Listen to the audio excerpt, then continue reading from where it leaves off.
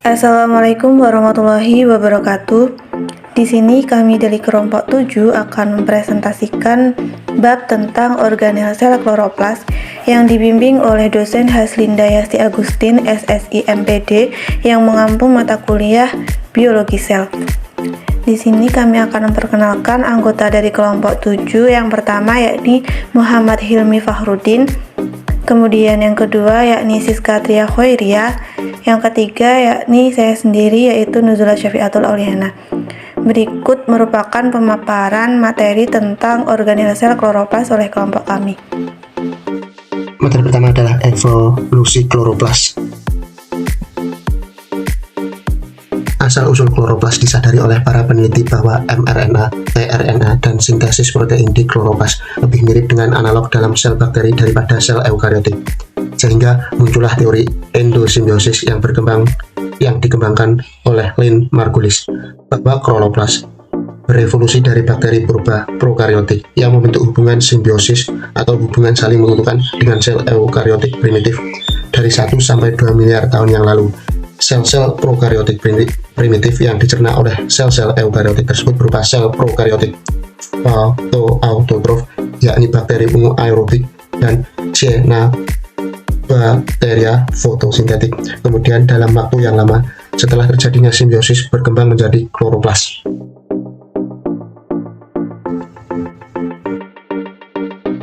Kloroplas berkembang dari proplatida berukuran kecil 0,5 sampai 1 newton mili. Proplastida sendiri hanya mengandung membran dalam dan membran luar. Dalam gambar di samping dapat dilihat bahwa selama membran tilakoid dibentuk oleh vesikel tunas dari membran bagian dalam selubung plastida, berbagai komponen aparatus fotosintesis disintesis dan dirakit. Kloroplas hanya dapat berkembang di lingkungan yang terdapat cahaya.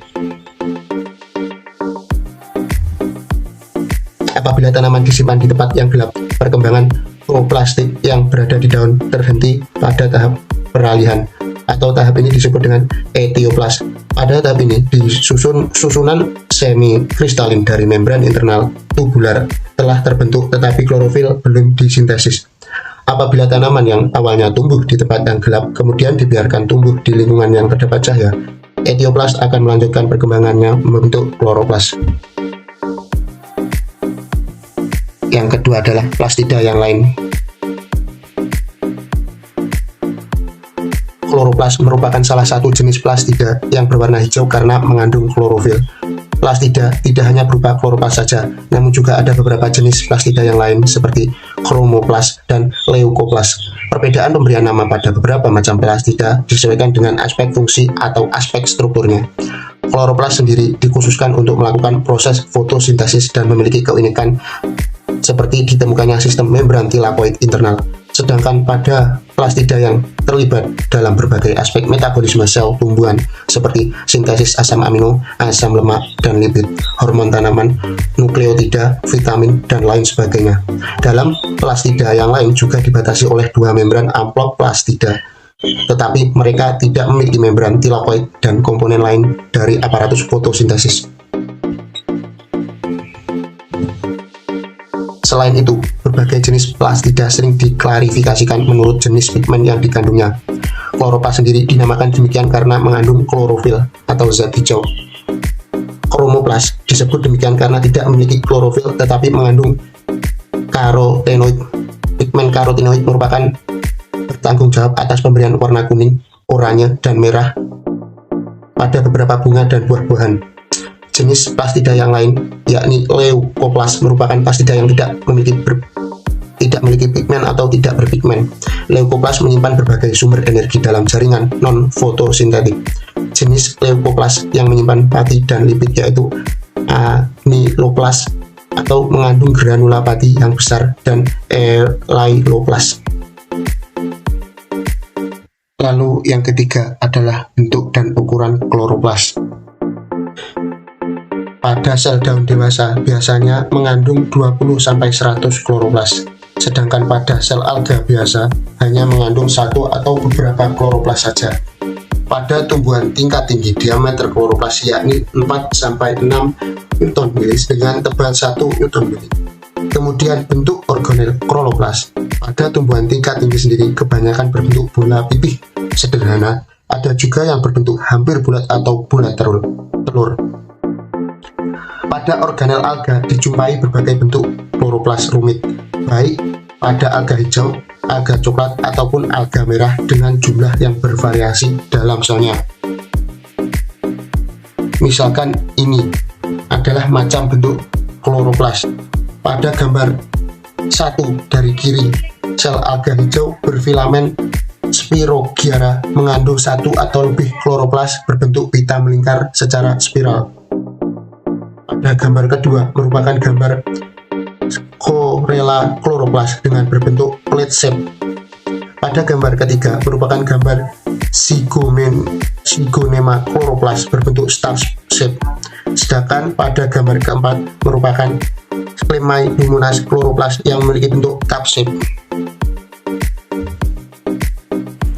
Struktur kloroplas. Membran luar kloroplas. Pada bagian membran luar kloroplas ini banyak terdapat protein transmembran yang disebut dengan porin. Adanya protein transmembran ini menyebabkan membran luar kloroplas lebih bersifat permeabel terhadap molekul dan ion organik dibandingkan dengan membran dalam. Membran luar kloroplas bersifat permeabel terhadap senyawa-senyawa dengan berat molekul rendah, yakni seperti molekul nukleotida, fosfat organik, kemudian deriat-deriat yang mengandung fosfat, asam karboksilat, dan sukrosa. Karena sifat membran luar kloroplas yang permeabel menyebabkan membran luar kloroplas dapat menggunakan berbagai macam molekul nutrien yang tersebar bebas dalam sitosol. Ruang antar membran. Pada kloroplas, antara membran luar dan membran dalam terdapat ruang antar membran. Ruang antar membran ini memiliki ketebalan sekitar 10 m. Membran dalam kloroplas memisahkan antara sitosol dengan stroma. Atau dapat dikatakan bahwa membran dalam berfungsi untuk membungkus stroma matriks seperti gel yang penuh dengan air, garam, enzim untuk reduksi dan asimilasi karbon, nitrogen, serta belerang. Berbeda dengan membran luar kloroplas, membran dalam kloroplas bersifat selektif permeabel yang signifikan dan mengandung banyak protein transport seperti protein integral yang mengatur keluar masuk molekul kecil seperti molekul gula. Protein transport di membran dalam kloroplas mengontrol sebagian besar aliran metabolit antara ruang antar membran dan stroma. Namun, ada beberapa metabolit penting yang dapat berdifusi bebas melintasi membran luar dan membran dalam kloroplas, yaitu air, karbon dioksida, dan oksigen. Membran dalam tidak bersifat permeabel terhadap beberapa molekul seperti sukrosa, sorbitol, dan anion, namun bersifat permeabel terhadap molekul asam monokarboksilat dan asam amino. Lipatan yang terdapat pada membran dalam membentuk struktur tumpukan seperti piringan atau lembaran kantong pipi yang saling berhubungan. Lembaran ini disebut dengan tilakoid. Tilakoid dibedakan menjadi dua, yakni tilakoid kecil atau bisa disebut dengan tilakoid antargrana, dan tilakoid besar atau bisa disebut dengan tilakoid stroma, atau bisa disebut juga dengan tilakoid antargrana. Tilakoid yang berukuran besar membentuk sebuah saluran-saluran yang menghubungkan antara granum yang satu dengan granum yang lainnya. Sedangkan membran tilakoid kecil berupa jaringan cakram pipih yang saling bertumpukan membentuk struktur disebut dengan granum.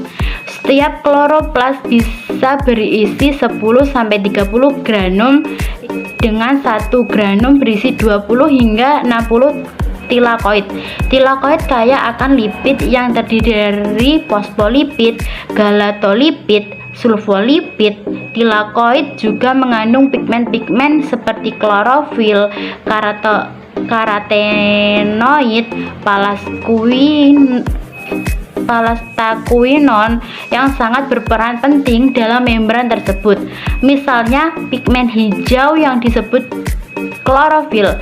Klorofil ini berfungsi menangkap energi matahari dan berguna dalam fotosintesis zat makanan. Stroma. Di dalam kloroplas terdapat cairan yang disebut dengan stroma. Stroma mengandung air dan garam yang terlarut dalam air serta enzim-enzim yang berfungsi sebagai aktivitas metabolis sekunder.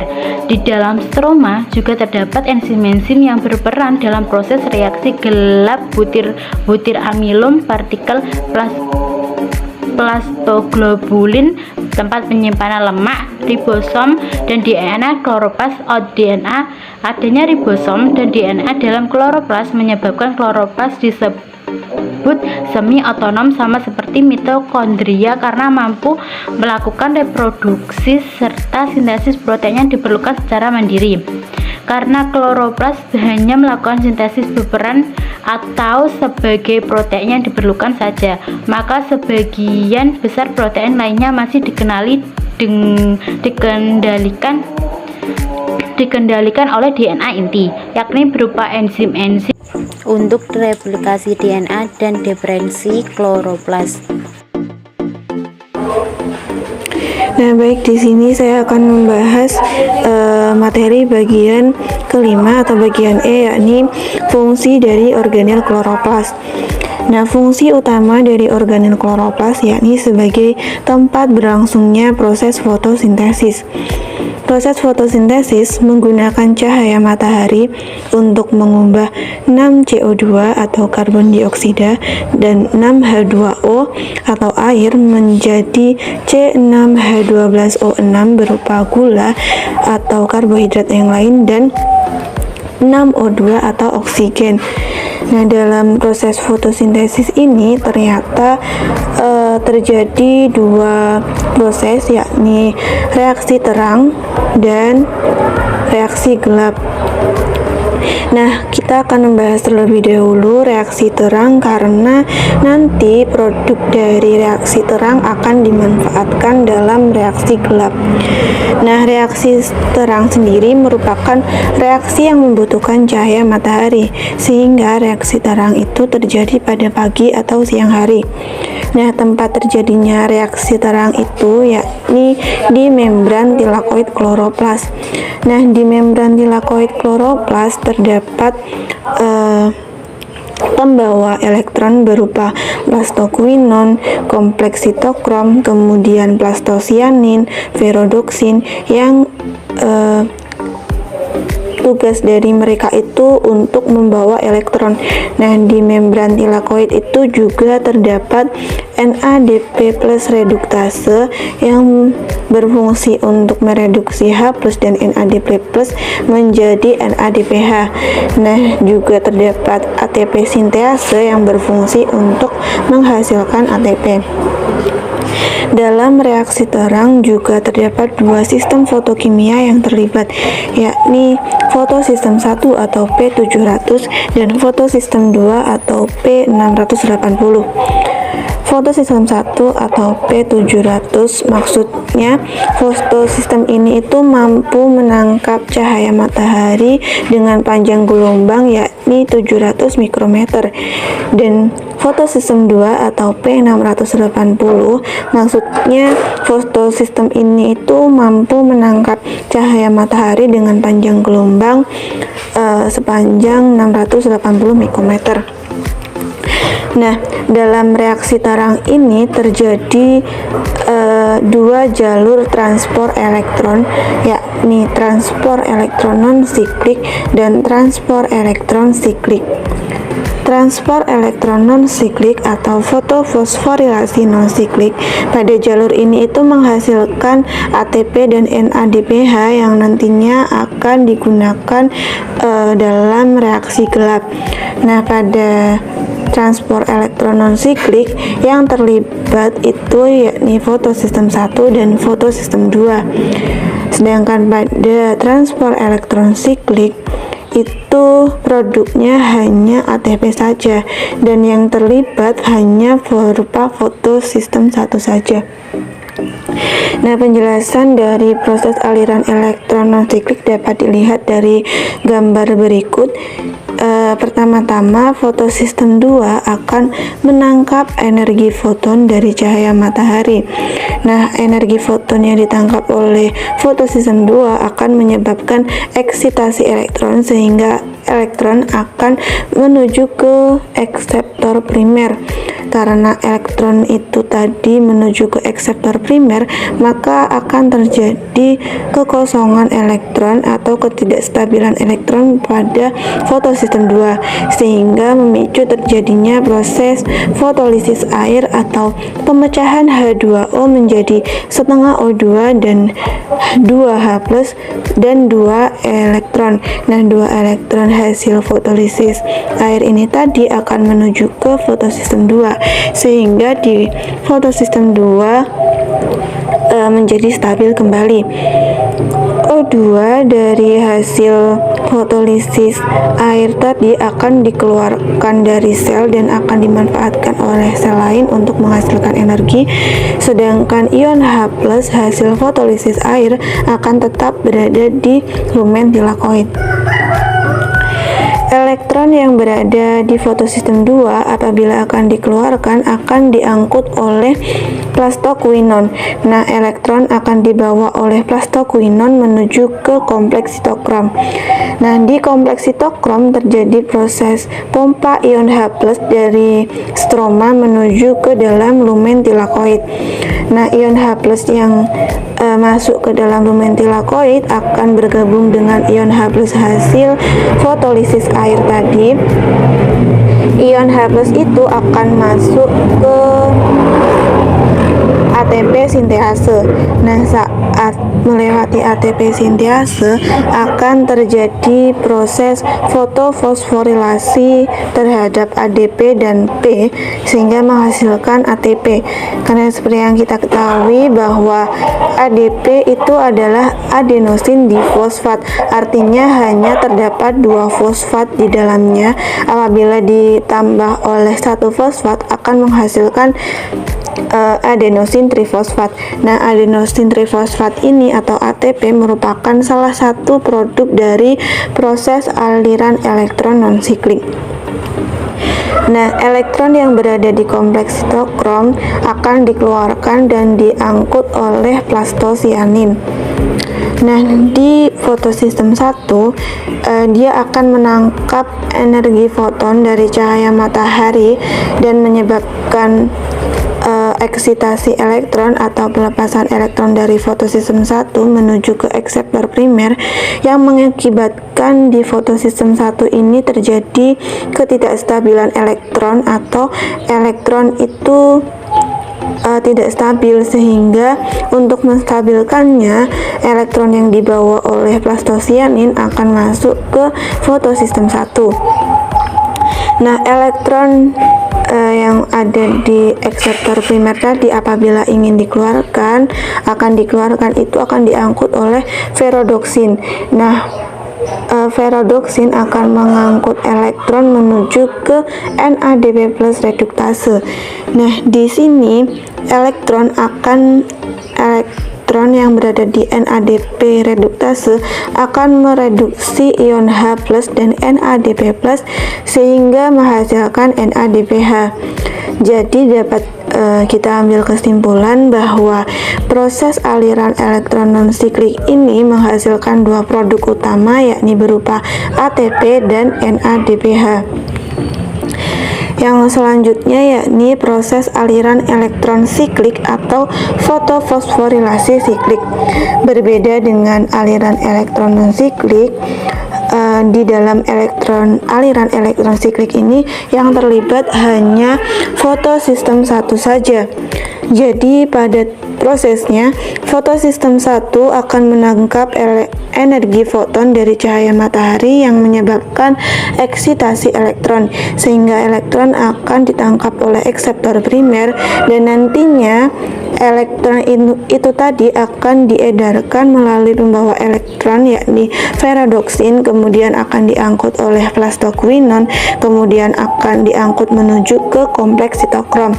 Nah, di kompleks sitokrom juga akan terjadi proses pompa ion H+ dari stroma menuju ke lumen tilakoid.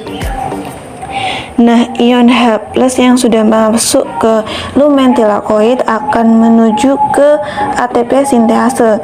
Nah, saat melewati ATP sintase akan terjadi fotofosforilasi ADP dan P menjadi ATP. Nah, ATP inilah yang merupakan produk dari aliran elektron siklik. Nah, elektron yang berada di kompleks sitokrom akan diangkut oleh plastosianin menuju kembali ke fotosistem 1.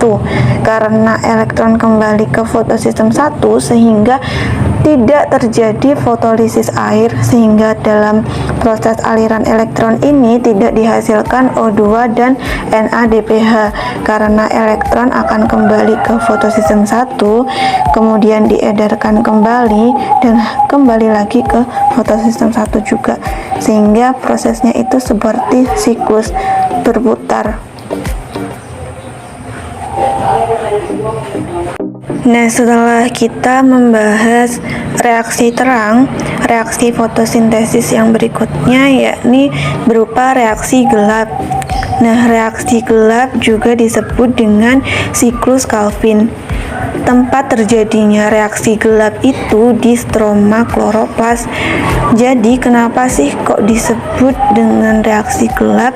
Karena sebenarnya reaksi ini itu terjadi di tempat yang terang, atau bisa terjadi di pagi atau siang hari. Namun reaksi ini itu tidak peka terhadap cahaya, sehingga disebut dengan reaksi gelap.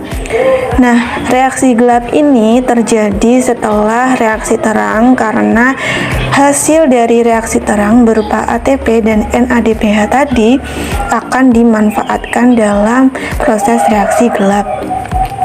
Jadi, reaksi gelap itu merupakan proses masuknya ion karbon dalam bentuk CO2 yang nantinya akan menjalankan serangkaian proses sehingga menghasilkan output berupa glukosa. Nah, glukosa di sini bukan glukosa yang memiliki karbon 6, melainkan glukosa yang memiliki karbon 3, yakni berupa gliseraldehid 3-fosfat atau G3P. Nah, proses reaksi gelap itu sendiri terjadi melalui 3 tahap, yakni fiksasi CO2 atau karboksilasi, kemudian ada reduksi, dan yang ketiga ada regenerasi RUBP. Prosesnya seperti ini dan penjelasannya dapat kita lihat dalam gambar siklus Calvin berikut. Nah, proses fiksasi CO2 atau karboksilasi dimulai ketika 3 molekul CO2 dan 3 molekul H2O ditambahkan ke dalam 3 molekul ribolusa 1,5 bifosfat, dan dengan katalisis enzim Rubisco menghasilkan 6 molekul 3 fosfogliserat. Dan 6 molekul 3 fosfogliserat ini nanti akan mengalami serangkaian proses reduksi yang akan menghasilkan 6 molekul gliseraldehid 3-fosfat. Nah, proses reduksi ini tidak berlangsung secara tidak langsung, melainkan pertama-tama 6 molekul 3 fosfogliserat ini tadi akan diubah menjadi 6 molekul gliserat 1,3 bifosfat. Pada tahap ini 6 molekul 3 fosfogliserat akan mendapatkan tambahan fosfat hasil pemecahan 6 molekul ATP menjadi 6 molekul ADP dengan bantuan katalisis enzim fosfogliserat kinase sehingga menghasilkan 6 molekul gliserat 1,3 bifosfat. Nah, ATP ini tadi merupakan hasil dari fotofosforilasi dari reaksi terang. Nah, tahap berikutnya 6 molekul gliserat 1,3 bifosfat akan mengalami reduksi di mana dia membutuhkan 6 molekul NADPH yang akan diubah menjadi 6 molekul NADP+ dan 6 fosfat akan dilepaskan. Nah, 6 fosfat yang dilepaskan ini nanti akan mengubah ADP menjadi ATP. Dalam prosesnya ini tadi juga dikatalisis oleh enzim gliseraldehid 3-fosfat dehidrogenase yang akan menghasilkan produk berupa 6 molekul gliseraldehid 3-fosfat. Nah, jadi dapat kita ketahui bahwa untuk mereduksi 3 molekul CO2 dibutuhkan 6 molekul ATP untuk menjadikan 3 molekul CO2 ini menjadi bagian dari jenis karbohidrat. Kemudian dalam reduksi juga dalam proses fiksasi dan reduksi juga dapat kita ketahui bahwa dibutuhkan 6 molekul ATP dan 6 molekul NADPH untuk mengubah 3 molekul CO2 menjadi 6 molekul gliseraldehid 3-fosfat. Nah, 6 molekul gliseraldehid 3-fosfat ini tadi hanya 1 molekul saja yang dianggap sebagai hasil bersih, di mana 1 molekul gliseraldehid yang dianggap sebagai hasil bersih itu tadi akan melakukan biosintesis sukrosa, kemudian pati, dan molekul organik lainnya. Nah, sedangkan 5 molekul gliseraldehid 3-fosfat lainnya akan menyelesaikan siklus Calvin, yakni tahap regenerasi RUBP. Pada tahap ini, 3 molekul ribolusa 5-fosfat dengan bantuan fosfat dari pemecahan 3 molekul ATP menjadi 3 molekul ADP dan dengan katalisis enzim fosforibonuklease akan membentuk 3 molekul ribolusa 1,5 bifosfat yang nantinya 3 molekul ribolusa 1,5 bifosfat ini akan memulai kembali siklus Calvin. Nah, dapat diambil kesimpulan bahwa untuk menghasilkan 1 molekul gliseraldehid 3-fosfat dibutuhkan total ATP sebanyak 6 molekul ATP dan 6 molekul NADPH. Nah, berikutnya ternyata siklus Calvin pada setiap tumbuhan itu berbeda. Seperti yang kita ketahui bahwa fotosintesis itu kan menggunakan cahaya matahari untuk mengubah 6 molekul CO2 dan H2O menjadi C6H12O6 dan O2. Nah, meskipun demikian, ternyata pada setiap tumbuhan atau tanaman itu memiliki variasi fotosintesis yang berbeda, sehingga dikenal sebagai tumbuhan C3, C4, dan CAM. Nah, sebenarnya bahan untuk berlangsungnya fotosintesis itu sama, namun perbedaannya itu hanya terletak pada beberapa langkah saja, yakni pada reaksi gelap atau siklus Calvinnya, sedangkan pada reaksi terangnya itu prosesnya itu sama. Nah, pada siklus Calvin tumbuhan C3, contoh paling umum tumbuhan C3 itu berupa padi, kentang, tomat, dan lain-lain. Nah, pada tumbuhan C3 disebut demikian karena merupakan singkatan dari karbon 3 yang merupakan hasil dari produk pertama saat fiksasi karbon. Jadi disebut tumbuhan C3 karena hasil fiksasi karbon pertama kali itu adalah berupa karbon 3, yakni berupa 3-fosfogliserat. Nah, proses siklus Calvin pada tumbuhan C3 sendiri berlangsung pada mesofil daun dan berlangsung pada pagi hari atau siang hari. Nah, prosesnya itu sama seperti siklus Calvin pada reaksi gelap tadi, di mana CO2 nanti akan ditangkap oleh RuBP, dikatalisis enzim Rubisco akan menghasilkan 6 molekul 3-fosfogliserat. Nah, 6 molekul 3-fosfogliserat inilah yang disebut dengan karbon 3 yang nantinya akan menjalankan serangkaian proses siklus Calvin untuk menghasilkan output berupa glukosa.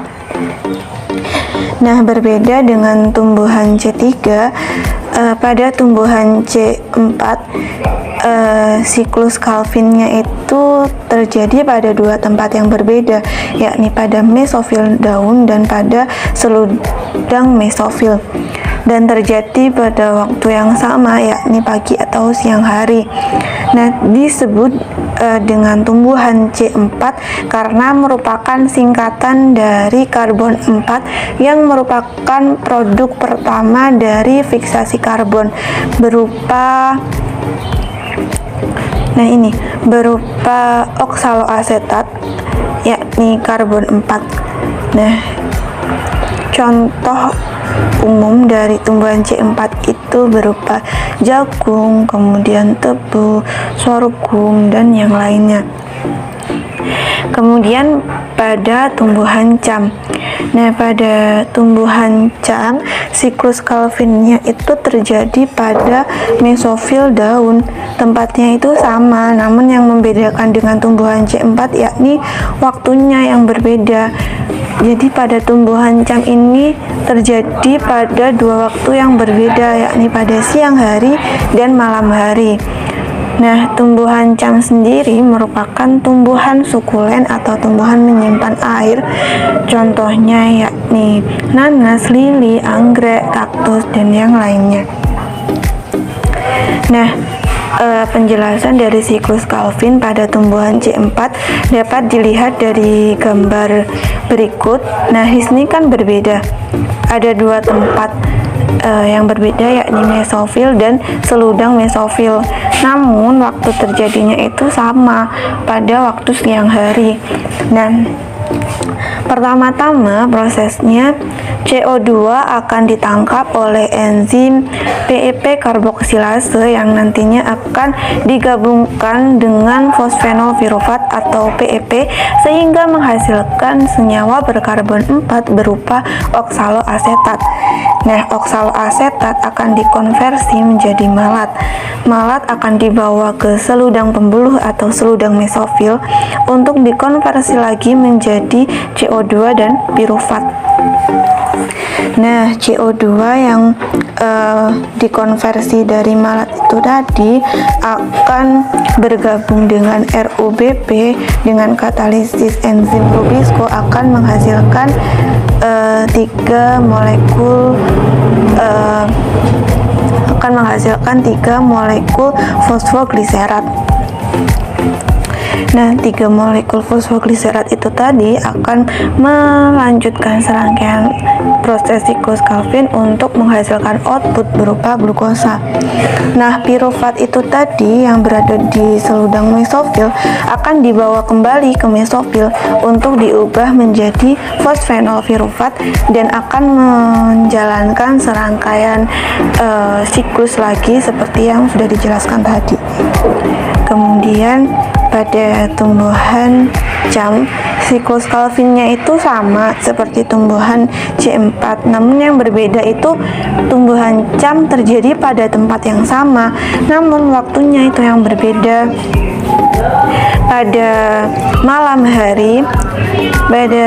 hari saat stomata itu membuka, CO2 akan ditangkap oleh enzim PEP karboksilase dan akan digabungkan oleh fosfenol pirufat atau PEP menghasilkan produk berupa karbon 4 yakni oksaloasetat. Nah, oksaloasetat akan dikonversi menjadi malat dan malat ini tadi akan disimpan terlebih dahulu sampai menunggu siang hari itu tiba.